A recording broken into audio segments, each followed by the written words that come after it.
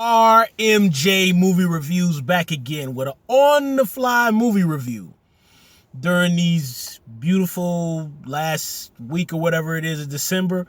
Passengers, starring Chris Pratt and Jennifer Lawrence.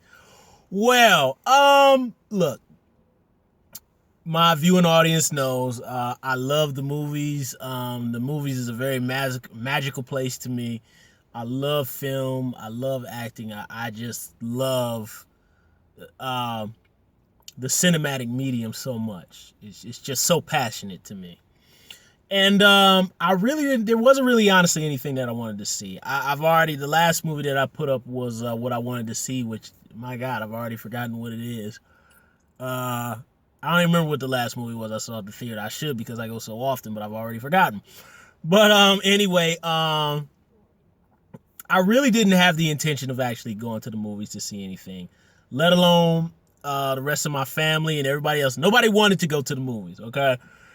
So I stuck this one out solo and went to the show. And I was either going to see Denzel Fences or I was going to see the James Franco thing, the Why Him, or I was going to see Passengers with Chris Pratt. Ultimately, I looked at a whole bunch of reviews for all three films, and James Franco, I'm not really the biggest James Franco fan, although I think he's a very good actor, very eccentric guy in real life, takes challenges, but I kind of ultimately scrapped out Why Him, and I was going to go see Fences with Denzel. I'm very aware of the play, but I read the thing, I said 140 minutes, and I'm just really not in the mood for something super duper heavy. Because I've kind of been seeing some heavy stuff, especially after Nocturnal Animals. So I ultimately decided, hey, let's go see a sci-fi thingy, okay? But I've been hearing mediocre to negative reviews about Passengers. My view of the film was, anyway, The Passengers tells the story of there's a bunch of Earthlings who are going on their way in hibernation, a la alien mode, to this second planet. Homestead 2, I believe, is what it's called in the film. Anyway, they got to be asleep for like 120 years. Chris Pratt, unfortunately, wakes up early.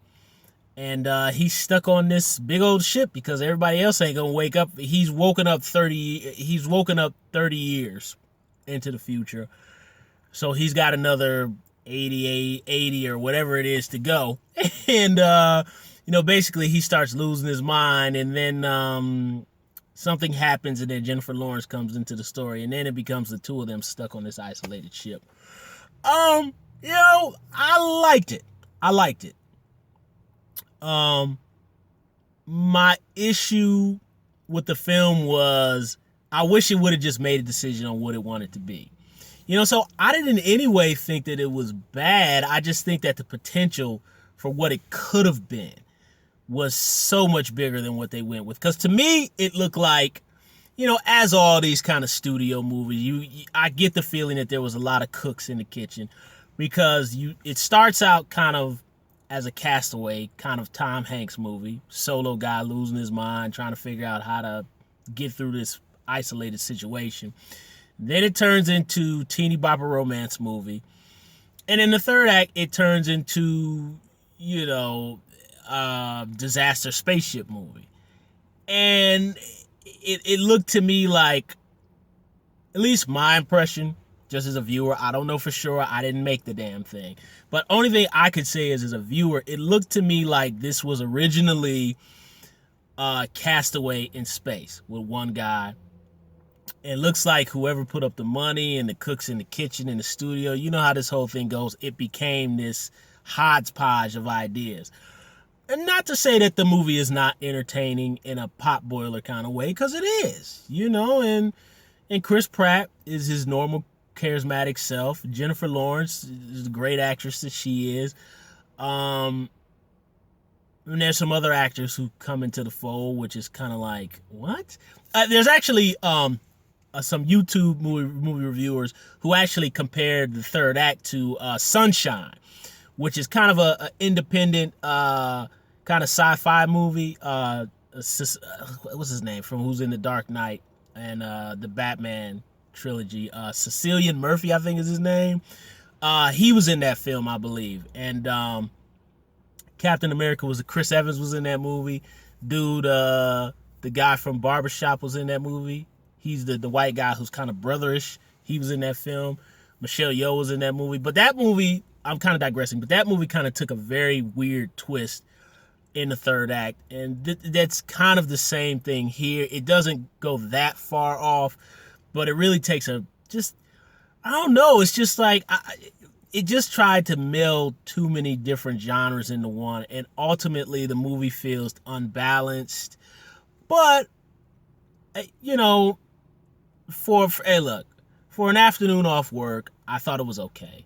You know, I thought it was an okay movie. I just really wish, to me, I think the movie worked best when it was Castaway in outer space. But when they brought in the whole romantic thing, it just ultimately did not totally work for me.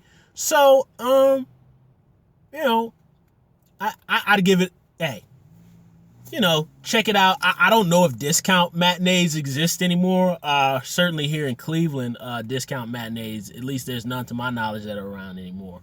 But if there's probably be a $2 movie theater anywhere where you guys exist, I'd say check it out at the discount matinee if they exist where you guys are.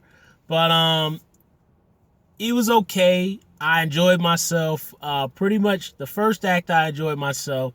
The third act I kind of thought it was okay. The middle second act, it just kind of typical pot boiler romance stuff, you know, to me. But when it ultimately was revealed to some characters what really happened, I kind of liked that aspect of the movie. So that's how I felt about Passengers. It was okay. I don't think it's as horrible as everybody's making out to be, but it was okay. So that's my review of Passengers starring Chris Pratt. Thumbs up the video, subscribe to the channel, and share the video. And leave comments down below about Passengers. Hey, how you guys' holiday season is going. And I'm going to be back with some more movie reviews for this last week of December. RMJ Movie Reviews. I'll see you guys soon.